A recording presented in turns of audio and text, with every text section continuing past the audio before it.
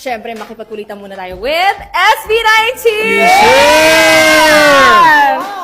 Una-una sa lahat, guys, congratulations, of course, sa inyong launch ng Crimson. Naalala kasi namin, nung unang beses nyo na nilaunch yung Gento, dito rin sa All Out Sundays. Before, pagka nag-guesting kami sa mga ganitong lugar, sobrang nahihiya kami kasi we feel na hindi kami belong. Pero thank you sa ganitong klaseng mga lugar na pinaparamdam nila sa amin. Hindi, before kasi nahihiya kami palagi. So parang nafe-feel namin yun. Pero ngayon, dito, sobrang nafe-feel namin na sobrang ayos dito.